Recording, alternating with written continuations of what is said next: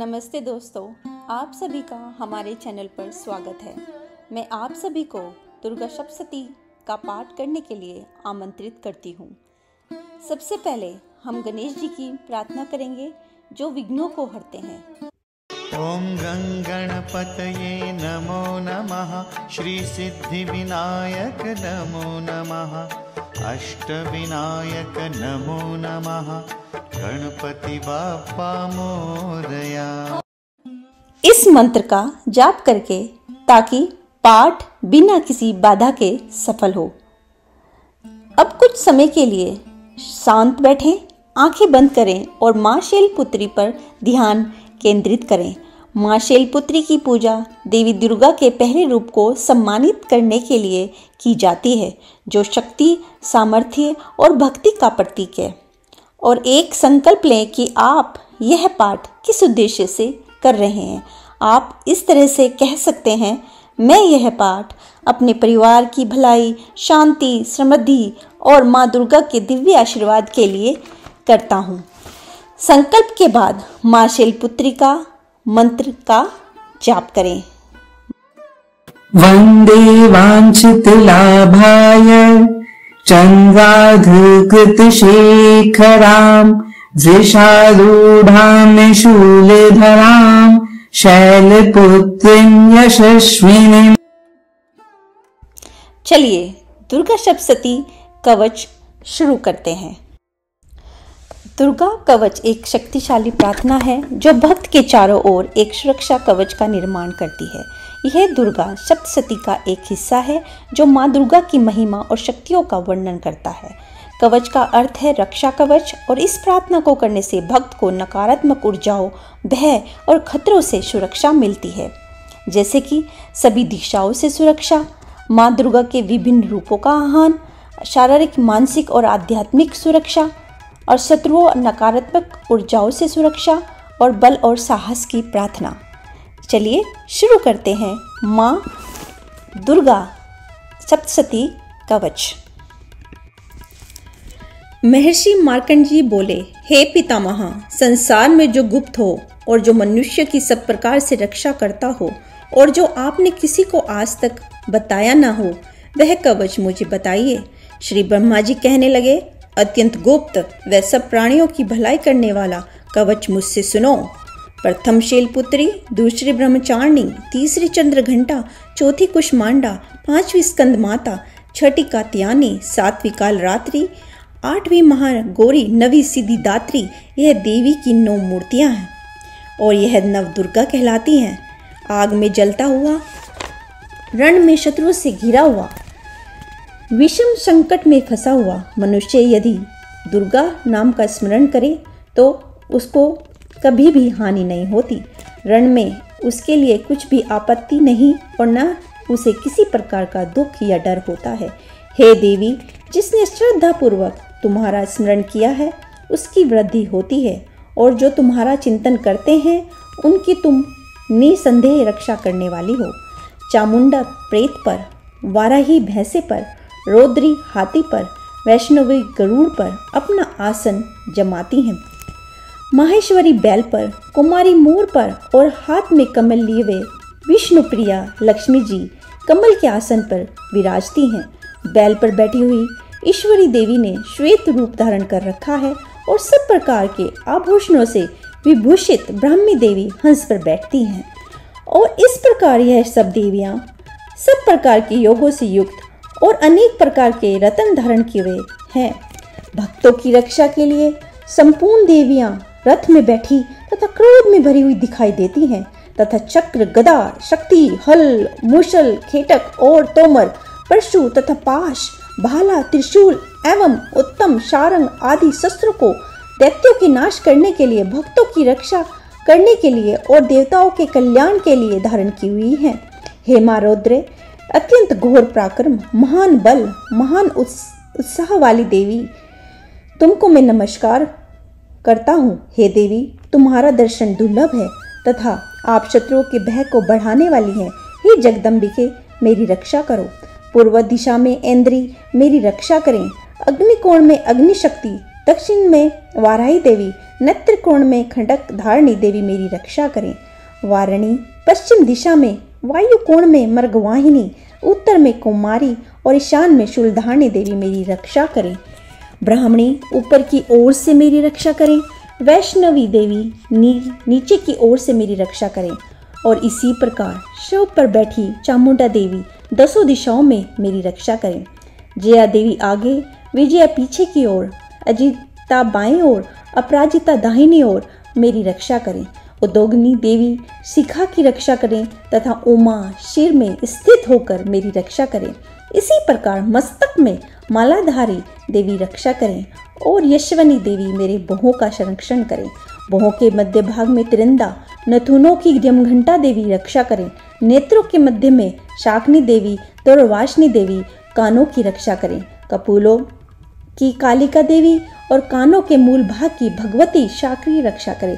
सुगंधा नासिका में और चर्चिका ऊपर के होठ में, अमृत कला नीचे के होठ की, सरस्वती देवी जीभ की रक्षा करें। कुमारी देवी दांतों की और चंडिका कंठ प्रदेश की रक्षा करें। चंद्र घंटा गले की घंटी की और महामाया तालु की रक्षा करें। कामशी ठोड़ी की, सर्वमंगला वाणी की रक्षा करें। भद्रकाली गर्दन की और धनुधरी पीठ के मेरुदंड की रक्षा करें। कंठ के बाहरी भाग की नील गिरवा और कंठ के नली की नल कुबरी रक्षा करें। दोनों कंधों की कंडकनी और वज्रधारणी मेरी दोनों बाहों की रक्षा करें। तंडनी दोनों हाथों की और अंबिका देवी समस्त उंगलियों की रक्षा करें। शूलेश्वरी देवी संपूर्ण नखों की, कुलेश्वरी देवी मेरी कुशी की रक्षा करें। महादेवी दोनों स्तनों की, शोक विनाशनी मन की रक्षा करें। ललिता देवी हृदय की, शूलधारणी उदर की रक्षा करें। कामनी देवी नाभि की, गुहेश्वरी कुहे स्थान की, पूतना और कामिका लिंग की और महिषावाहिनी गुदा की रक्षा करें। संपूर्ण इच्छाओं को पूर्ण करने वाली महाबला देवी दोनों जंघाओं की रक्षा करें। विंध्यवासिनी दोनों घुटनों की और तेजस्वी देवी दोनों पांव के पृष्ठभाग की, श्रीधरी पांव की उंगलियों की, स्थलवासिनी तलवों की, दृष्टा कारलनी देवी नखों की,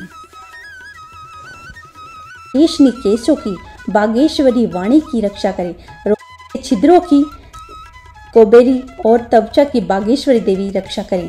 पार्वती देवी रक्त, मजा, वसा, मांस, हड्डी की रक्षा करें। कालरात्रि आंतों की रक्षा करें। मुकेटेश्वरी पित्त की, पद्मावती कमलकोश की, चूड़ामणि कफ की रक्षा करें। ज्वालामुखी नसों के जल की रक्षा करें। अभेदा देवी शरीर के सब जोड़ों की रक्षा करें। ब्राह्मणी मेरे वीर्य की, क्षेत्रश्री छाया की और धर्मधारणी मेरे अहंकार, मन तथा बुद्धि की रक्षा करें। प्राण, अपमान, सम्मान, उदान और व्यान रजस्ता देवी रक्षा करें। कल्याण शोभना मेरे प्राण की रक्षा करें। रस, रूप, गंध, शब्द और स्पर्श इन विषयों का अनुभव करते समय योगिनी देवी मेरी रक्षा करें तथा मेरे सत्वगुण, रजोगुण, तमोगुण की रक्षा नारायणी देवी करें। आयु की रक्षा वाराही देवी करें। वैष्णवी धर्म की तथा चक्रिणी देवी मेरी यश, कीर्ति, लक्ष्मी, धन, विद्या की रक्षा करें। इंद्राणी मेरे शरीर की रक्षा करें। हो हे चंडिके, आप मेरे पशुओं की रक्षा करिए। महालक्ष्मी मेरे पुत्रों की रक्षा करें। भैरवी मेरी पत्नी की रक्षा करें। मेरे पद की सुविधा तथा मार्ग की सामग्री देवी मेरी रक्षा करें। राजा के दरबार में महालक्ष्मी तथा सब ओर व्यापक रहने वाली विजय देवी चारों ओर से मेरी रक्षा करें। जो स्थान रक्षा से रहित हो और कवच में रह गया उसकी पापों का नाश करने वाली जयंती देवी रक्षा करें। अपना शुभ चाहने वाले मनुष्य को बिना कवच के एक भी पग नहीं जाना चाहिए, क्योंकि कवच रखने वाला मनुष्य जहाँ जहाँ भी जाता है उसे वहाँ उसे अवश्य धन लाभ होता है तथा विजय प्राप्त करता है। वह जिस अभिष्ट वस्तु की इच्छा करता है उसको इस कवच के प्रभाव से अवश्य मिलती है और वह इसी संसार में महा ऐश्वर्य को प्राप्त होता है। कवचधारी मनुष्य निर्भय होता है और वह तीनों लोकों में मान्य होता है। देवी का यह कवच देवताओं के लिए भी कठिन है। जो नित्य प्रति नियम पूर्वक तीनों संध्याओं को श्रद्धा के साथ इसका पठन पाठन करता है उसे देव शक्ति प्राप्त होती है। वह तीनों लोकों को जीत सकता है तथा काल मृत्यु से रहित होकर 100 वर्षों तक जीवित रहता है। उसकी लूता, चर्म रोग, विस्फोटक आदि समस्त व्याधियाएं समूल नष्ट हो जाती हैं और स्थावर, जख्म तथा कृत्रिम विष दूर होकर उनका कोई असर नहीं होता तथा समस्त अभिचारिक प्रयोग और इस तरह के जितने यंत्र, मंत्र, तंत्र इत्यादि होते हैं इस कवच के हृदय में धारण कर लेने से नष्ट हो जाते हैं। इसके अतिरिक्त पृथ्वी पर विचरने वाले भूचर, नभचर, जलचर प्राणी, उपदेश मात्र से सिद्ध होने वाले निर्म कोटि के देवता, जन्म के साथ प्रकट होने वाले देवता, कुल देवता, कंठमाला आदि, टाग्नि, शाकनी, अंतरिक्ष में विचरने वाले अत्यंत बलवती, भयानक टाग्नि, ग्रह, भूत, यक्ष, गंधर्व, राक्षस, ब्रह्म राक्षक, बेताल, कुष्मांड और भैरव आदि अनिष्टकारक देवता उस मनुष्य को जिसने कि अपने हृदय में यह धारण किया हुआ है देखते ही भाग जाते हैं। इस कवच के धारण करने से मान और तेज बढ़ता है। जो मनुष्य इस कवच का पाठ करके उसके पश्चात सप्तशती चंडी का पाठ करता है उसका यश जगत में विख्यात होता है और जब तक वन, पर्वत, आनंदी इस ब्रह्मंडल पर स्थित हैं तब तक यहाँ पुत्र, पौत्र आदि संतान परंपरा बनी रहती है। फिर देहांत होने पर ऐसा मनुष्य परम पद को प्राप्त होता है जो देवताओं के लिए भी कठिन है और अंत में सुंदर रूप को धारण करके भगवान शंकर के साथ आनंद करता हुआ परम मोक्ष को प्राप्त होता है। बोलो जय शेरावाली माता, जय माता दी। चलिए अब शुरू करते हैं हम सब माँ दुर्गा सप्तशती का पहला अध्याय। पहला अध्याय हम ध्यान लगाते हैं माँ शैलपुत्री को का ध्यान हम केंद्रित करते हैं, माँ दुर्गा को ध्यान में लाते हैं। चलिए अब पहला अध्याय माँ दुर्गा सप्तशती का शुरू करते हैं। महर्षि मार्कंडेय बोले, सूर्य के पुत्र शार्वणी की उत्पत्ति की कथा विस्तार पूर्वक कहता हूँ, सुनो। शार्वणी महामाया की कृपा से जिस प्रकार मनवंतर के स्वामी हुए उसका हाल भी सुनो। पहले स्वारोचिस नामक मनवंतर में चैत्रवंशी सुरत नाम के एक राजा थे। सारी पृथ्वी पर उनका राज्य था। वह प्रजा को अपने पुत्र के समान मानते थे। तो भी कोलाविंदवशी राजा उनके शत्रु बन गए। दुष्टों को दंड देने वाले राजा सूरत की उनके साथ लड़ाई हुई। कोलाविंदवशियों के संख्या में कम होने पर राजा सूरत युद्ध में उनसे हार गए। तब वह अपने नगर में आ गए। केवल अपने देश का राज्य ही उनके पास रह गया और वह उसी देश के राजा होकर राज्य करने लगे। किंतु उनके शत्रुओं ने उन पर वहां भी आक्रमण किया। राजा को बलहीन देखकर उसके दुष्ट मंत्रियों ने राजा की सेना और खजाना अपने अधिकार में कर लिया। अपने राज्याधिकार को हारकर शिकार खेलने के बहाने घोड़े पर सवार होकर वहां से एक भयंकर वन की ओर चले गए। उस वन में उन्होंने महर्षि मेधा का आश्रम देखा। वहां मेधा में महर्षि अपने शिष्यों तथा मुनियों से सुशोभित बैठे हुए थे और वहां कितने ही हिंसक जीव परम शांति भाव से रहते थे। राजा सूरत ने महर्षि मेधा को प्रणाम किया और महर्षि ने उनका उचित सत्कार किया। राजा सूरत महर्षि के आश्रम में कुछ समय तक ठहरे।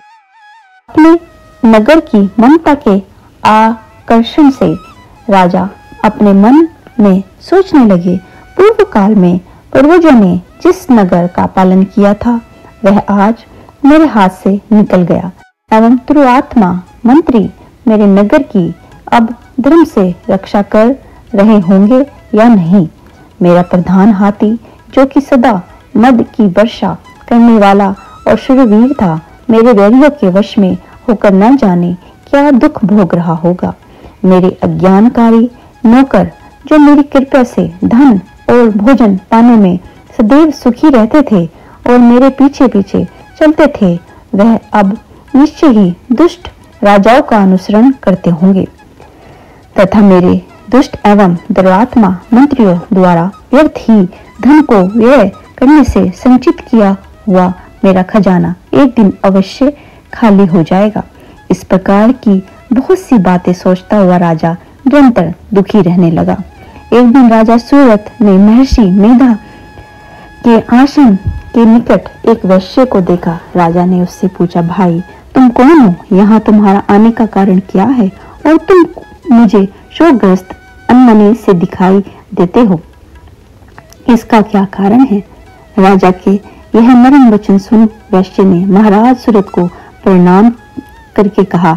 वैश्य बोला, हे राजन, मेरा नाम समाधि है। मैं धनियों के कुल में उत्पन्न एक वैश्य हूँ। मेरे दुष्ट स्त्री पुत्रादिकों ने लोभ से मेरा सब धन छीन लिया है और मुझे घर से निकाल दिया है। मैं इस तरह से दुखी होकर इस वन में चला आया हूँ और यहाँ रहता हूँ। इस बात को मैं नहीं जानता कि अब मेरे इस समय सब कुशल हैं या नहीं। यहाँ मैं अपने परिवार का आचरण संबंधी कोई समाचार भी नहीं पा सकता कि वह घर में इस समय कुशल पूर्वक हैं या नहीं। मैं अपने पुत्रों के संबंध में यह भी नहीं जानता कि वह सदाचारी हैं या दुराचार में फंसे हुए हैं। राजा बोले, जिस धन के लोभी स्त्री पुत्रों ने तुम्हें घर से निकाल दिया है, फिर भी तुम्हारा चित्त उनसे क्यों प्रेम करता है? वैश्य ने कहा, मेरे विषय में आपका ऐसा कहना ठीक है, किंतु मेरा मन इतना कठोर नहीं है। यद्यपि उन्होंने धन के लोभ में पड़कर पितृ स्नेह को त्याग कर मुझे घर से निकाल दिया है, तो भी मेरे मन में उनके लिए कठोरता नहीं आती। हे महामते, मेरा मन फिर भी उनमें क्यों फंस रहा है? इस बात को जानता हुआ भी मैं नहीं जान रहा। मेरे चित्त उनके लिए दुखी हैं। मैं उनके लिए लंबी लंबी सांसें ले रहा हूँ, फिर भी ऐसे निस्नेहियों के लिए मेरा हृदय कठोर नहीं होता। मार्कजी ने कहा। इसके पश्चात महाराज सूरत और वैश्य दोनों महर्षि मेधा के समीप गए और उनके साथ यथा योग्य न्याय संभाषण करके दोनों ने वार्ता आरंभ की। राजा बोले, हे भगवान, मैं आपसे एक बात पूछना चाहता हूँ, सो आप कृपया करके मुझे बताइए। मेरा मन और मेरे अधीन नहीं है, इससे मैं बहुत दुखी हूँ। राज्य धनाधिक की चिंता अभी तक मुझ में बनी हुई है और मेरी यह ममता अज्ञानियों की तरह बढ़ती जा रही है। और यह समाधि नामक वैश्य भी अपने घर से अपमानित होकर आया है। इससे सज्जनों ने भी इसे त्याग दिया है। सज्जनों से त्यागा हुआ भी यह उनसे हार्दिक प्रेम रखता है। इस तरह हम दोनों ही दुखी हैं। हे महाभाग, उन लोगों के अवगुणों को देखकर भी हम दोनों के मन में उनके लिए ममता जनित आकर्षण उत्पन्न हो रहा है। हमारे ज्ञान रहते हुए भी ऐसा क्यों है? अज्ञानी मनुष्य की तरह हम दोनों में यह मूर्खता क्यों है? महर्षि मेधा ने कहा, विषम मार्ग का ज्ञान सब जंतुओं को है। सब के लिए विषय पृथक पृथक होते हैं। कुछ प्राणी दिन में नहीं देखते और कुछ रात को, परंतु कुछ जीव ऐसे हैं जो दिन और रात दोनों में देख सकते हैं। यह सत्य है कि मनुष्य में ज्ञान प्रधान है, किंतु केवल मनुष्य ही ज्ञानी नहीं होता। पशु पक्षी आदि भी ज्ञान रखते हैं। यह पशु पक्षी ज्ञानी है, वैसे ही मनुष्यों का ज्ञान है, और जो ज्ञान मनुष्य में है वैसे ही पशु पक्षियों में है। तथा अन्य बातें भी दोनों में एक जैसी पाई जाती हैं। ज्ञान होने पर भी इन पशुओं की ओर देखो कि अपने मुख से पीड़ित बच्चों की चोंच में कितने प्रेम से अन्न के दाने डालते हैं। हे राजन, ऐसा ही प्रेम मनुष्य में अपनी संतान के लिए पाया जाता है। लोभ के कारण अपने उपकार का बदला पाने के लिए मनुष्य पुत्रों की इच्छा करते हैं और इस प्रकार मोह के गड्ढे में गिर जाते हैं। भगवान श्री हरि की जो माया है, उसी से यह संसार मोहित हो रहा है। इसमें आश्चर्य की बात कोई नहीं है, क्योंकि वह भगवान विष्णु की योग निंद्रा है। यह माया ही तो है जिसके कारण संसार मोह में जकड़ा हुआ है। यही माँ माया भगवती देवी ज्ञानियों के चित्त को बलपूर्वक खींचकर मोह में डाल देती है और उसी के द्वारा संपूर्ण जगत की उत्पत्ति होती है।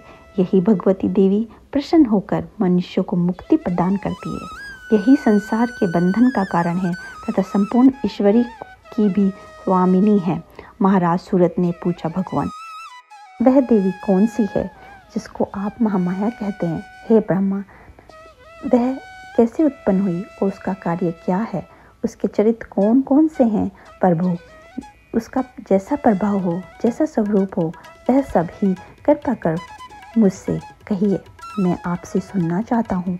महर्षि मेधा बोले, राजन, वह देवी तो नित्य स्वरूपा है, उसके द्वारा यह संसार रचा गया है, तभी उसकी उत्पत्ति अनेक प्रकार से होती है। वह सब आप मुझसे सुनो। वह देवताओं का कार्य सिद्ध करने के लिए प्रकट होती है। उस समय वह उत्पन्न हुई कहलाती है। संसार को जल में करके जब भगवान विष्णु योग निंद्रा का आश्रय लेकर शैय्या पर सो रहे थे, तब मधु कैडम नाम के 2 असुर उनके कानों के मैल से प्रकट हुए और वह श्री ब्रह्मा जी को मारने के लिए तैयार हो गए। श्री ब्रह्मा जी ने जब उन दोनों को अपनी ओर आते देखा और यह भी देखा कि भगवान विष्णु योग निंद्रा का आश्रय लेकर सो रहे हैं, तो वह उस समय श्री भगवान के जगाने के लिए उनके नेत्र में निवास करने वाली योग निद्रा की स्तुति करने लगे। श्री ब्रह्मा जी ने कहा, हे देवी, तुम ही स्वाहा हो, तुम ही स्वेधा हो और तुम ही विष्टकार हो। स्वर भी तुम्हारा ही स्वरूप है, तुम ही जीवन देने वाली सुधा हो। नित्य अक्षर प्रणव में अकार, उकार, मकार, इन तीनों में माताओं के रूप में तुम ही स्थित हो। इनके अतिरिक्त जो बिंदुपत अद्रमात्र है, जिसका कि विशेष रूप से उच्चारण नहीं किया जाता है, हे देवी, वह भी तुम ही हो। हे देवी, संध्या, सावित्री तथा परम जननी तुम ही हो। तुम इस विश्व को धारण करने वाली हो। तुम ही इस जगत की रचना की है और तुम ही इस जगत का पालन करने वाली हो और तुम ही कल्प के अंत में सबको भक्षण करने वाली हो। हे देवी, जगत की उत्पत्ति के समय तुम सृष्टि रूपा होती हो, पालन काल में स्थित रूपा हो और कल्प के अंत में संहार रूप धारण कर लेती हो। तुम ही महाविद्या, महामाया, महामेधा, महारात्रि और मोहरात्रि हो।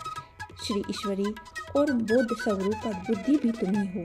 लज्जा, पुष्टि, दुष्टि, शांति और क्षमा भी तुम ही हो। तुम खड़ग धारणी, शूल धारणी, घोर रूपा तथा गदा, चक्र, शंख और धनुष के धारण करने वाली हो। बाण, भुषुंडी और भृंग, यह भी तुम्हारे ही अस्त्र हैं। तुम शोभ्य और सौम्यतर हो या नहीं, बल्कि जितनी भी शोभ्य तथा सुंदर वस्तुएं संसार में हैं, उन सब से बढ़कर सुंदर रूप तुम हो। पर और अपर सबसे पर रहने वाली तुम सुंदर तुम ही हो। हे स्वरूपे देवी, जो भी सत असत पदार्थ है और उनमें जो शक्ति है वह तुम ही हो। ऐसी अवशब्दा में भला तुम्हारी स्तुति कौन कर सकता है। इस संसार की सृष्टि, पालन और संहार करने वाली जो भगवान है, उनको भी जब तुमने निंद्रा के वशीभूत कर दिया है, तो भी तुम्हारी स्तुति कौन कर सकता है। मुझे भगवान विष्णु तथा भगवान शंकर को शरीर धारण कराने वाली तुम ही हो। तुम्हारी स्तुति करने की शक्ति किस में है। हे देवी, तुम तो अपने इन उदार प्रभाव के कारण ही प्रशंसनीय हो। मधु और कैटभ जो भयंकर असुर हैं, इन्हें तो मोह में डाल दो और श्री हरि भगवान विष्णु को जल्दी जगा दो और उनमें उनको मार डालने की बुद्धि भी उत्पन्न कर दो। महर्षि मेधा बोले, हे राजन, जब श्री ब्रह्मा जी ने देवी से इस प्रकार स्तुति करके भगवान को जगाने तथा मधु और केटभ को मारने के लिए कहा, तो वह भगवान श्री विष्णु के नेत्र, मुख, नासिका, बाहु, हृदय और बस वक्ष स्थल से निकल श्री ब्रह्मा जी के सामने खड़ी हो गई। उनका ऐसा करना था कि भगवान श्री हरि तुरंत जाग उठे और दोनों असुरों को देखा, जो कि अत्यंत बलवान तथा पराक्रमी थे और मारे क्रोध के, जिनके नेत्र लाल हो रहे थे और जो ब्रह्मा जी को वध करने के लिए तैयार थे। तब क्रुद्ध और उन दोनों दुरात्मा असुरों के साथ भगवान श्री हरि पूरे 5000 वर्ष तक लड़ते रहे। एक तो वह अत्यंत बलवान तथा पराक्रमी थे, दूसरे महामाया ने उन्हें मुंह में डाल रखा था। अतः वह श्री भगवान से कहने लगे, हम दोनों तुम्हारी वीरता से अत्यंत प्रसन्न हैं, तुम हमसे कोई वर मांगो। भगवान ने कहा, यदि तुम मुझ पर प्रसन्न हो तो अब तुम मेरे हाथों से मर जाओ। बस इतना सा ही वर मैं तुमसे मांगता हूँ। यहाँ दूसरे वर्ष से क्या प्रयोजन है? महर्षि मेधा बोले। इस तरह से जब वे धोखे में आ गए और अपने चारों ओर जल ही जल देखा तो भगवान श्री हरि से कहने लगे, जहाँ पर जल न हो, सूखी जमीन हो, उसी जगह हमारा वध कीजिए।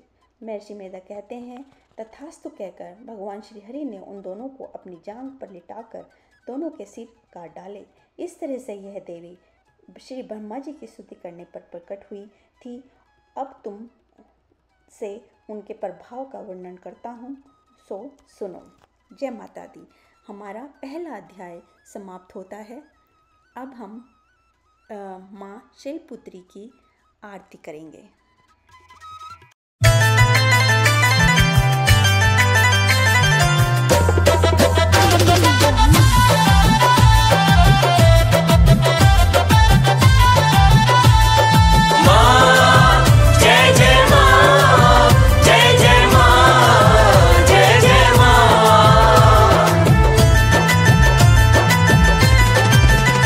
पहले नवरात्रे का शुभ दिन आया है, शैलपुत्री माँ को सबने ही ध्याया है। पहले नवरात्रे का शुभ दिन आया है, शैलपुत्री माँ को सबने ही ध्याया है। सब ही मैया रानी की ज्योत जगाए, सब ही मैया रानी की ज्योत जगाए। जय जयकारे मैया के सब मिलके लगाए, जय जयकारे पहले नवरात्रे का शुभ दिन आया है।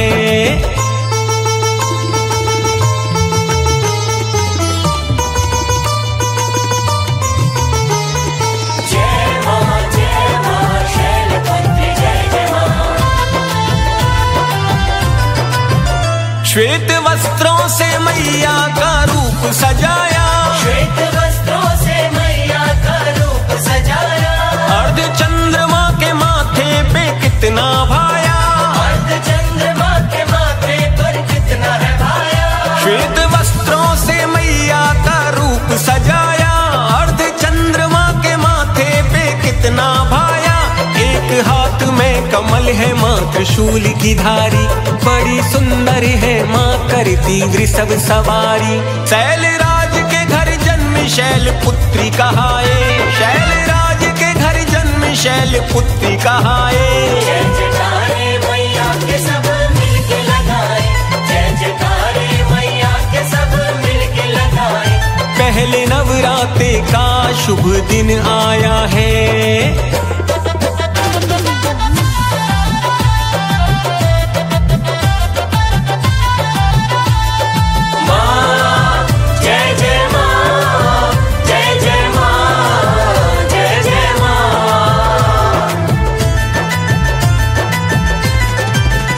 माँ का पूजन चंद्र दोष से मुक्ति देता, माँ का पूजन चंद्र दोष से मुक्ति देता। अपने भक्तों के सारे संकट हर लेता, अपने भक्तों के सारे संकट हर लेता। माँ का पूजन चंद्र दोष से मुक्ति देता, अपने भक्तों के सारे संकट हर लेता। दुर्गा माँ का ये पहला है रूप कहाए, भोले शंकर को अपने पति रूप में पाए। मैया रानी को भोग हम सफेद खिलाएं, मैया रानी को भोग हम सफेद खिलाएं। जय जयकारे मैया के सब मिलके लगाए, जय जयकारे मैया के सब मिलके लगाए। पहले नवरात्रे का शुभ दिन आया है, शैलपुत्री माँ को सबने ही ध्याया है। पहले नवरात्रे का शुभ दिन आया है, शैलपुत्री माँ को सबने ही ध्याया है। सब ही मैया रानी की ज्योत जगाए, सब ही मैया रानी की ज्योत जगाए। जय जयकारे मैया के सब मिलके लगाए, जय जयकारे मैया के सब मिलके लगाए, जय जयकारे मैया के सब मिलके लगाए, जय जयकारे मैया के सब मिलके लगाए, जय जयकारे मैया के सब। ॐ द्यौ शान्तिरन्तरिक्षगुं शान्ति पृथिवी शान्तिरापः शान्तिरोषधयः शान्तिः वनस्पतयः शान्तिर्विश्वे देवाः शान्तिर्ब्रह्म शान्तिः सर्वगं शान्ति शान्तिरेव शान्तिः सामा शान्तिरेधि ॐ शान्ति शान्ति शान्ति। अब शांति पाठ के बाद हम करते हैं क्षमा याचना।